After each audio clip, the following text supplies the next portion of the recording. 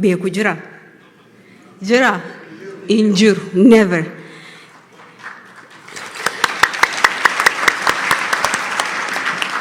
Dhiyaatee miidiyaalee addunyaa irratti dhimma Oromoo kana jala kaa'uudhaan falmiilee adda addaa yookaan immoo mariilee adda addaa irratti hayyoota gurguddaa wajjin dhiyaachuudhaan waa'ee Oromoo haqa Oromoodhaa dhiibbaa Oromoo irra dhufte cunqursaa Oromoo irra dhufte dhiittaa mirgaata Oromoo irra turte akkamitti Oromoon eessarraa kaatee as geesse kajuu Itoophiyaan akkamitti ijaaramtee Oromoon hojii keessatti akkam turtee miidhaan isii dhageesse maali hayni isiin qabdu maali waan jiru.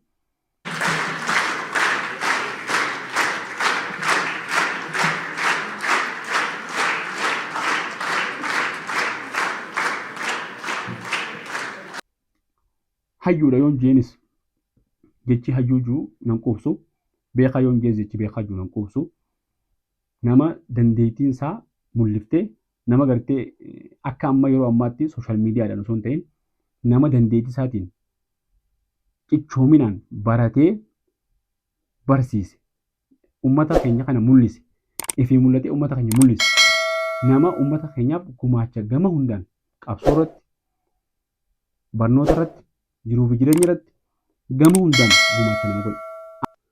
Hawwamtoota daawwattoota keenya akkam jirtan nagaa fayyaadhaa kun Barkoo Miidiyaadhaa. Barkoo Miidiyaan miidiyaa keessanii Barkoo Miidiyaan dhimmoota dinagdee hawaasummaa siyaasaa roga hundaan waa'ee barnootaa waa'ee jiruuf jireenya ilma namaatiin waan tola hunda qabatee yeroo irratti isin dhiyaata.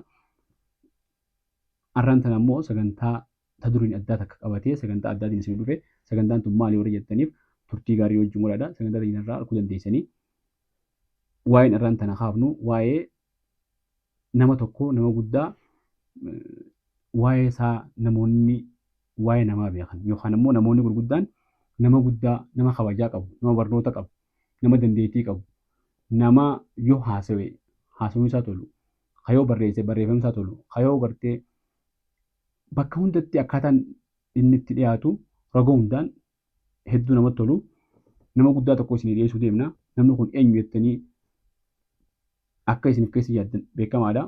Namni kun nama isin beektanii nama akka fakkeenyaatti namu dura laalaa guddannee nama baadiyyaa uummata jiruuf jireenya gaxaanaa jiruuf jireenya sanuu ilmaan Oromoo ta'ee ilmi Oromoodha.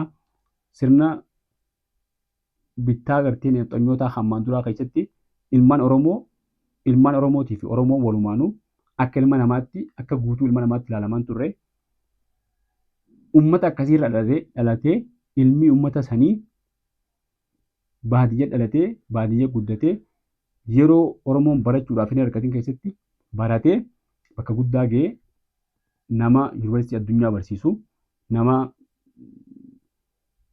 Oromoon maal akka taate addunyatti himuu irratti qorannoodhaan kitaabaan miidiyaadhaan miidiyaalee barruutii fi sagaleetiin waan adda addaatiin gumaacha addaa taasise nama kana wajjin waa'ee seenaa isaa isin dhiyeessee isaa wajjin wal isin barsiisuu osoo hin ta'in waanuma na dhagaamee takka lama jee akka gartee nama tokko nama isa dura laalaa isa keessatti ifarkaa ilmi warra baadiyyaa ilmi Oromoo ilmi gartee warra abbaa lafaa osoo hin ta'in ilmi qotee bulaa sanuma wajjin ilmi Oromoodhaa kan amantii Islaamaa qabu. Sirna addunyaa sirna gartee addunyaa gama biraa warra lixaa kana keessatti sirna nafxanyaa keessatti sirna biyya teenyaa kan gartee gita bittaa kana keessatti akkamitti biyya isaatii fi biyya isaatiif uummata isaatiif mataa isaatiif jiraatee akkamitti mul'ate waan jiru waan san takka lama irraa kaasuudhaan malee seenaa isaa guututti himee fixuu hin danda'u jechuudha. Seenaa isaa qofa osoo hin ta'in waa'uma isaatu dubbadhee fixuudhaaf nama akka kiyyaa osoo hin ta'in nama jajjabaa nama beekumsa qabu nama barumsa qabu nama dandeettii qabuutu waa'ee isaa dubbachuu danda'a. Waa'ee namaa dubbachuun akka laaftuudha miti. Qorachuu barbaachisa. Namus laa'uu hanga beeku dubbata.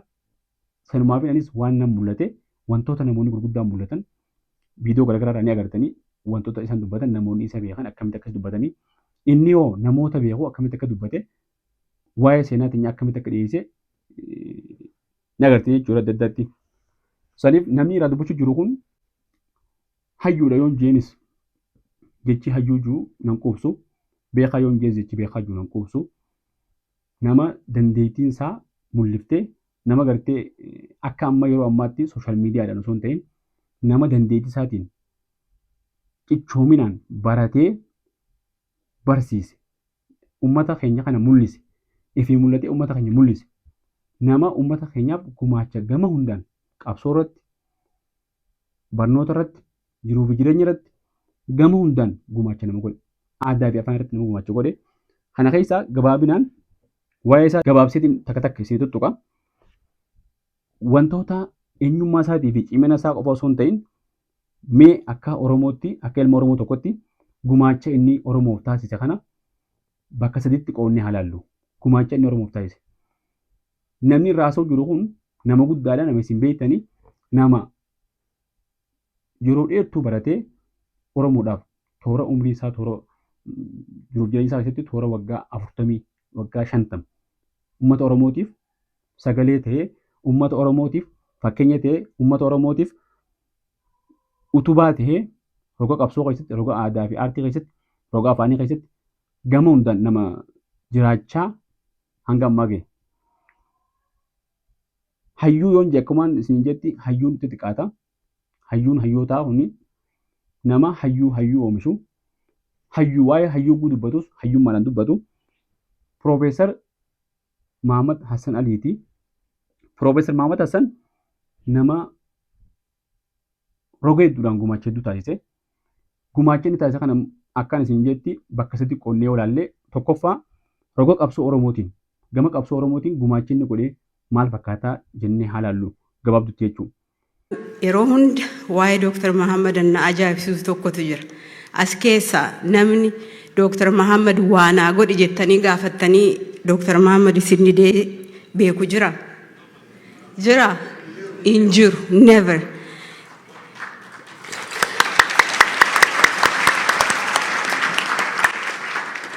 Dr. Mahammad baay'een beekaa, baay'een kabajaa, baay'een jaaladhaa. Dr. Mahammad Waaqni umrii dheeraa siif haa kennu. Yeroo ammallee gara fuulduraatti si wajjiniin yeroo dheeraa qabaachuu barbaannaa, si jaalannaa. Ijoollee baay'eetu si jala jiraa. Karaa ati bante sanarraan deemuu barbaadu. Jaalala ati namaa kennitu sana akkasumatti si jalaa fuunee nutis uummata keenyaa jaalala kennuu kan barbaannu, uummata keenya tajaajiluu kan barbaannu galatoomi. Gama qabsoo Oromootiin gumaachinni taasise tokko yoo ilaalle sagalee uummataaf ta'u. Sagalee ta'uun kun lafarrattii fi miidiyaa irrattii fi barruudhaan marii adda addaa qopheessuudhaan wixinee marii qopheessuudhaan seenaa dabarteerraa dhaloonni baratee fuulduratti akka deemnu egeree akeekuudhaan roga hundaanuu gumaacha inni godhee ilaallaa jechuudha. Sagalee ta'uu hogguu jennu uummanni kun pilaatfoormii adda addaa irratti weebsaayitii irratti yuunivarsiitota adda addaa keessatti uummanni Oromoo jedhamu uummata kamii jedhanii hogguu uummanni gaafatu. Uummata Oromoo keessaa uummanni bahaa kun akkamii jedhanii gaafatan. Uummanni Gibee akkamii jedhanii gaafatan. Shawaan akkamii jedhanii gaafatan.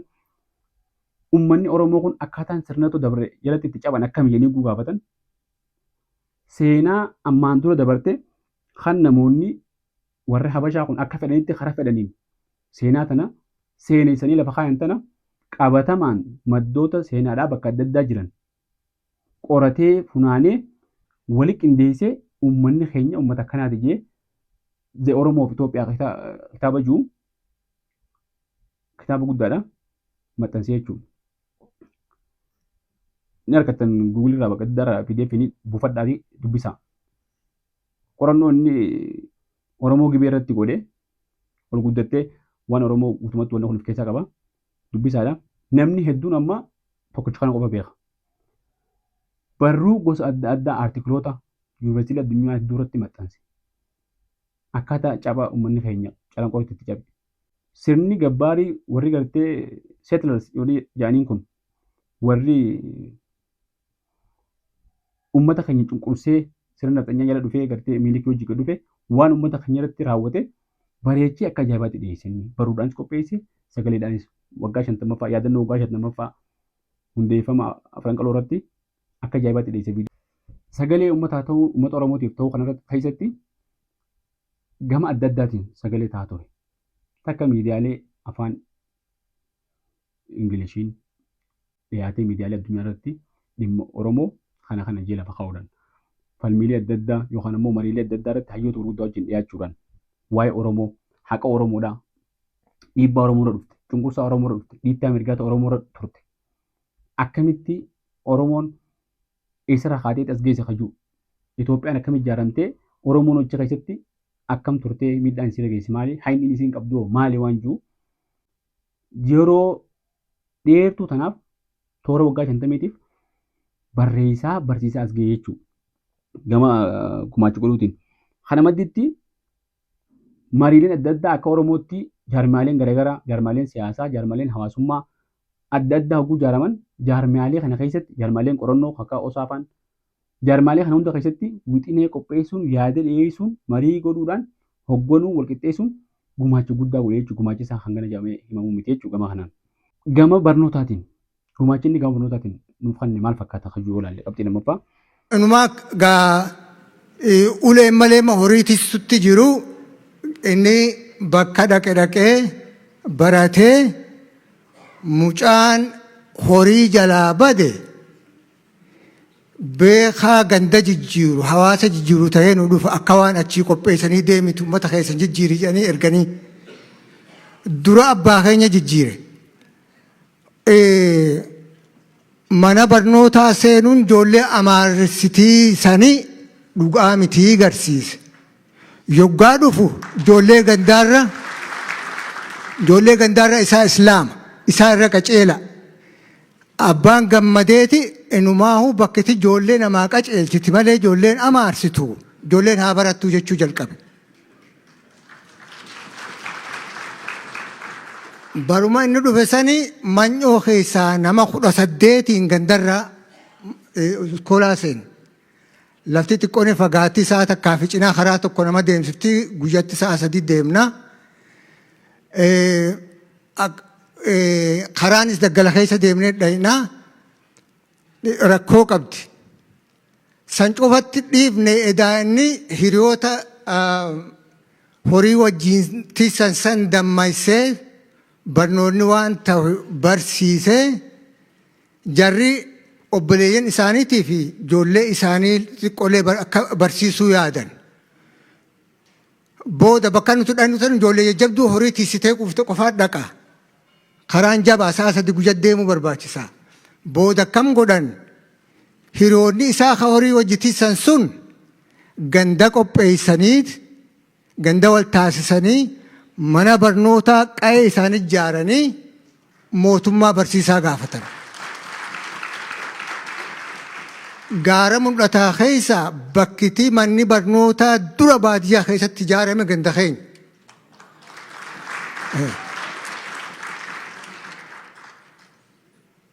Maamma ta duraati ulee nurraa hambisee lammeeffaa barnoota gandatti nuu fide.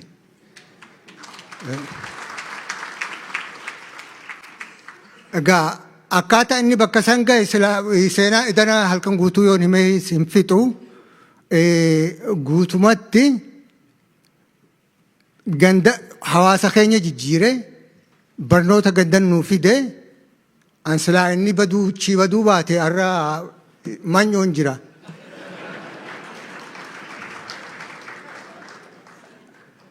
Egaa amma wallaala keessaa egaa beekumsa nu baase dukkana keessaa ifatti nu baase. Takka inni kun baratee qorannoo godhaa ni barsiisa. Wantoota qoratu kana seenaa barsiisaa seenaati. Qorataa seenaati.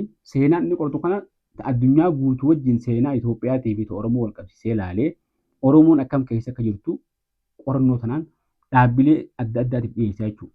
Yuunivarsiitii addunyaa beekamtu hedduu irratti maxxansaan artiikilii isaa riisarchii isaa hedduutu maxxanfamee jira. Deemtanii dubbisuu hin dandeessan. Dhimmoota adda addaa irratti waa'ee inni barreesse yoo ilaaltan fakkeenyaaf waa'ee Islaama calanqoo fi aanolee irratti uummata Oromoo Arsii fi Harargee kana akkam akka gaafa miliqsan ta'an amantii wajjin wal qabsiisee aadaa fi afaan wajjin duudhaa wajjin wal qabsiisee sirna dinagdeedhaa akkaataa isaan dinagdee isaanii lafa qotachaa turan wajjin wal qabsiisee akka addaatti dhiyeessee jechuudha barreeffamaan. laaluu dandeessan san hunda. Oromoon uummata ollaa siitii wajjin akkamitti jiraachaa turte? Aadaa akkam qabdi? Duudhaa akkam qabdi? Kayyuu barreeffamaan ka'ee namoota wajji barsiisan, namoota inni barsiisu, namoota adda addaa bakka adda addaatti hubachiisaa ture jechuudha waa'ee Oromoodhaa gabaabumatti. Kana bira dabree kitaabilee barreessuudhaan, riisarchii barreessuudhaan, artiklii barreessuudhaan miidiyaalee adda addaa irratti barreessu ture. Kana malees yeroo waan kana godhutti namoota adda addaatii wajjin wal quunnamaa namoota kana waan isa adda godhu takka waan ajaa'ibaa ammaan dura yeroo yaadannoo waggaa 50ffaa hundeeffama Afran Qaloo irratti haasa'u nama hedduu nootii qabatu. Waan gartee nama wajjin waggaa meeqa dura ta'e nama wajjin haasa'u yeroo meeqa waggaa meeqa dura nama wajjin haasa'e liitiraali akkasi fuudhee akkuma haasofsanitti fuudhee nama lafa kaa'u. Nama akkasii waliin qindeessu seenaa. Haasa'u isaa keessaa waa'ee jaarraa abbaa gadaa yeroo haasa'u viidiyoo kanarraa ni agartanii. Saayiba isaatii baraamtaa godhuufi jaarraan akka ajaa'ibaatti lafa kaa'ee jiru seenaa jaarraa. Bareechee akka ajaa'ibaatti. Dhaabbata isaa akkaataa jechaa fi gocha isaa nama akkam akka ta'e jechuudha. Bifa isaa hundaa wajjin.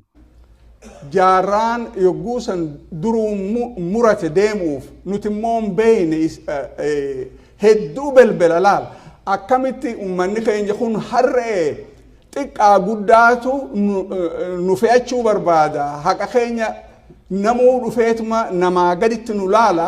Yogguu akkan dammaqa namni keenya maaluma akkana nu godhe tun maali je'eeti hedduu anaannachuu ture.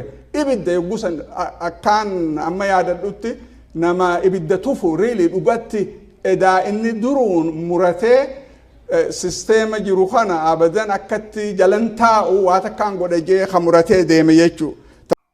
Nama akka ajaa'ibaatti waa himuu danda'u jechuudha Profeesar Maamad Hassan. Kabiraa wanni hedduu isin ajaa'ibu hedduu isinitti dheeressuun tun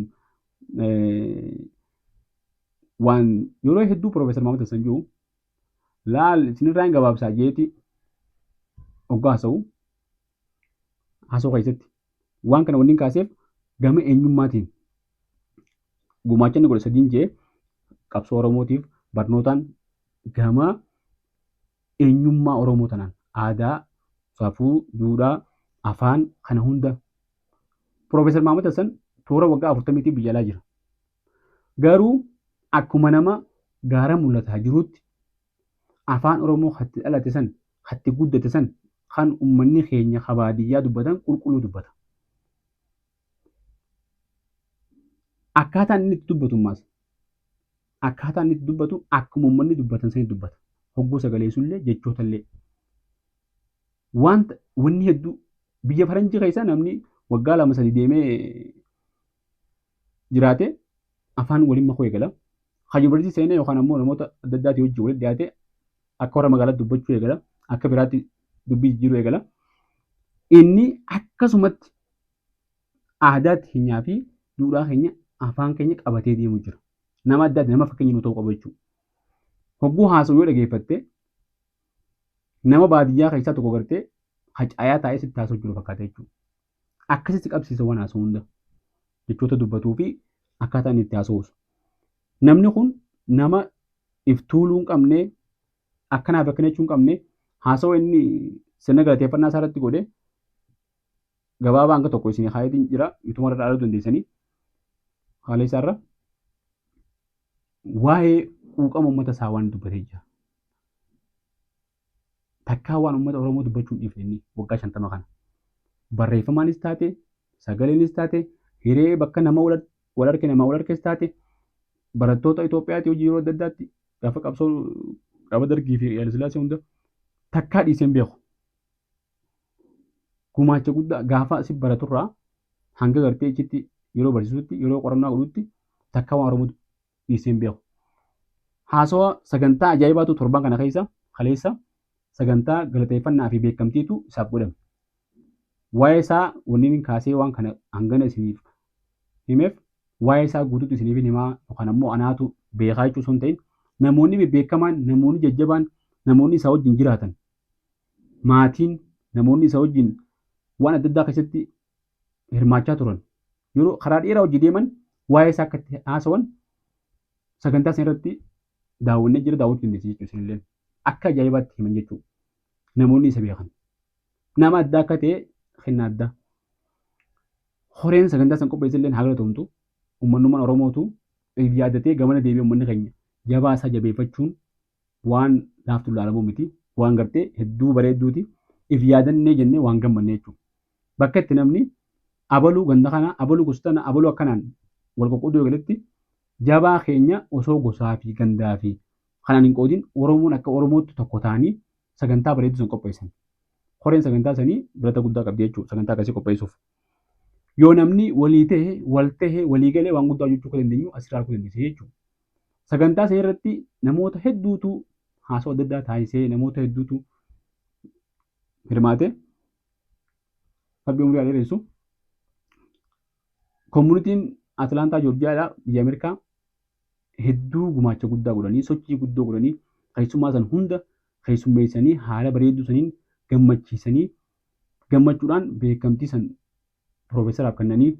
Oromo Association of Harar in Atlanta, present to Dr. Muhammad Hassan in appreciation for your leadership, commitment, and dedication to the Oromo people. November 29th, 2025.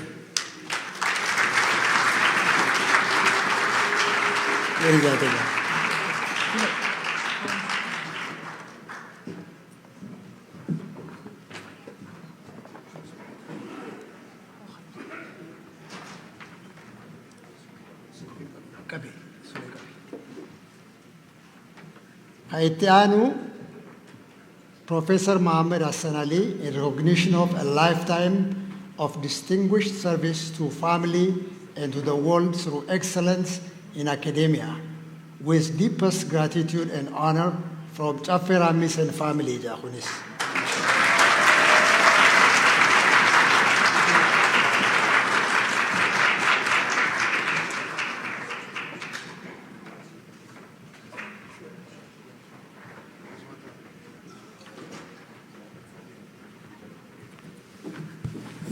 Aye, kanate anse Ade Aziza Ogutaka nufkotu atilen.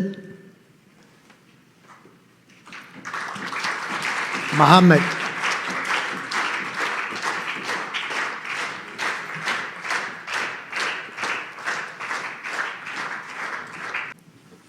Aye, warri koreda asirratti nukota Ogutaka.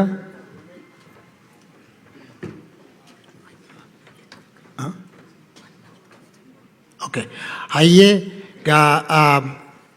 keessummoota keenya hedduu galatoomaa Dr. Muhammad kabajuudhaaf asitti argamtanii hanga ammaatitti nu wajjii turuu keessaniif kana boodallee sagantaa biraatiitu jira. Sagantaan keenya kutaa lama qaba.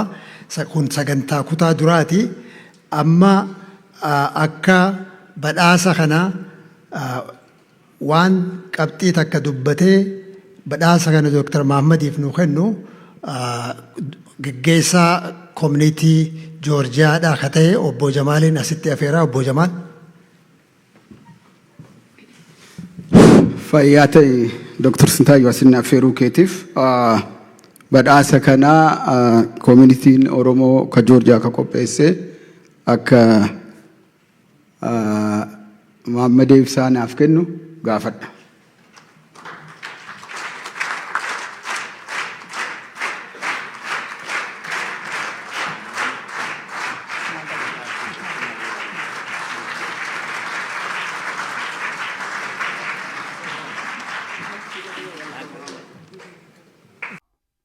Hamilee namoota biraa namoota qabsoo Oromoo keessatti gumaacha godhan namoota Oromoodhaaf yeroo hedduu keessatti maatii isaanii diiganii maatiin isaanii jalaa ajjeefamte biyyaa baafamanii areemanii hidhamanii tumamanii akka malatti miidhamanii miidhaan addunyaa jirtu tun gosti hundi irratti mudattee Oromoo jecha akkana ta'uusaa kanaaf ammoo osoo ittiin gaabbiin wareegama kafalu jiru hedduudhaa fi abdii taatee jechuudha beekamtiin isaa kannan tun.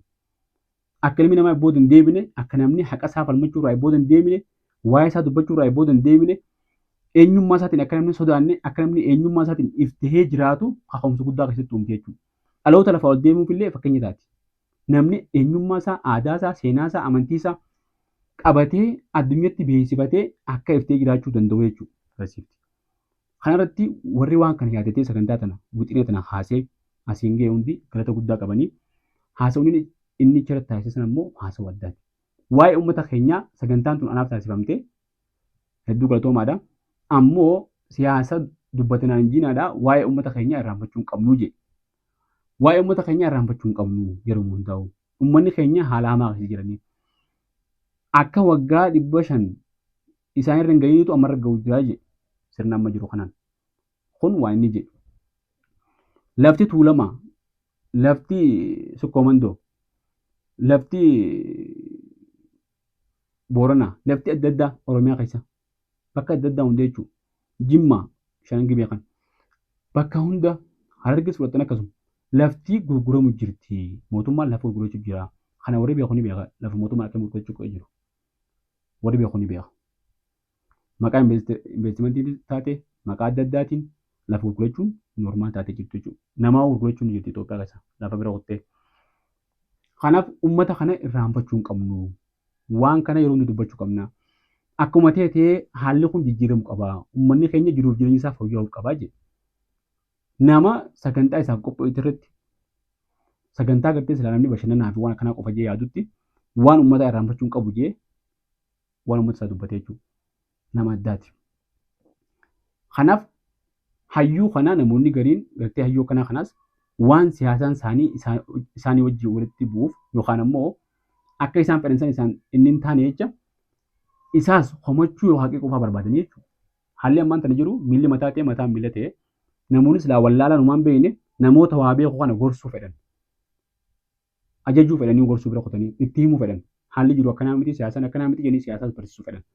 Namoota seenaas barsiisuu seenaa barsiisuu fedhan. Seenumaa hojii jiranii jechuudha. Waan akkanaa jira dhaloonni ammaan tana. Piroofeesar Maamud Hassan jechaan ibsuun ni dhabee nama addaati. Nama fakkeenya nama hundaa ta'u nama gartee dhaabbilee barnoota gurguddoo keessatti maqaa Oromoodhaa yaamsisuu maqaa Oromoo beeksisuu namoota gurguddaa sagantaa sanatti hirmaatee namoonni siyaasaatii fi namoonni beekaman Oromoon qabdu hedduutu hirmaate hundi isaanii hedduu galatoomanii Oromoon waan akkanaa kana amalatti taatee osoo barte bareedaadha. Siyaasa adda addaa qabaannu jabaa keenya haa jabeessinu bakka jirutti jechuudha. Gumaacha inni uummata keenyaaf godheef. Achirratti mahimaasi tokko kan hayyuun tokko namni guddaan Maamad Ibsaa dubbatee. Hawaasni Atlaantaa durumarraa jalqabdanii isin hawaasa arjoomummaan beekamtan. Arraan tana seenaa ajaa'ibaa daleedan. Nama ifii odoo lubbuun jiru odoo hin duune abbootiin teenya maal jetti? Ijji tun oduma arkituuti hullachuudha jaan. Eega dhaamtee hullachuun maal faayidaa qaba? Tanaafuu seenaa gaariidha hojjettaniitii seenaa keessatti if galmeessan jiran hawaasni Atlaantaa ifiin boonuu qabdanii uggota akkamee harka oowwaa hawaasa Atlaantaatiif naa kennaa. Ija osoo agartuu kuulanii jedhe. Ijji tun eega bayxee booda wanni kuulaniif hin jirtu. Mahimaasa kana as duran dhageenye rabbi isaa zumrii adeemsisu waan addaati jechuudha. Oromoon ammaan dura wanni tokko hata gongorree ija bayxee kuulaa turre yeroo dheertuu. Hanga namni du'utti eenyee namni guutee booda goota goonee faarsina. Kun dogongora jechuudha. Osoo jiruu nama gumaacha inni godheef ilma namaa tokko jiruuf jireenya isaa keessatti waan gumaacha inni nu godhe abalu waan kana nu godhe jennee galateeffachuu qabna jechuudha beekamtii kan inni fi. Yoo akkas taate malee dhaloonni jala yookaan olii yaa'u. Abdiin qabu. Kanaaf sagantaa sanirraa waan hedduu barannee uummanni Oromoo wanni kun itti baree akka itti deemu namni adda addaa hundinuu waan kana ija adda addaatiin laalee namoota isa maddii jiran namoota gartee gumaacha uummataa taasisan kana bakka adda addaatti akka galateeffatanii wal galateeffatan jaalala Oromoo idaatii tokkummaa fiddii wal jaalala fiddii hundummaan keessanuu hedduu galatoomaa isin ja'a. Kun barkoo miidiyaadha. Barkoo miidiyaan miidiyaa keessanii miidiyaa keessan kana laayik sheer sabsiraabii waliin godhuudhaan wal biraan gahaa hedduu galatoomaa.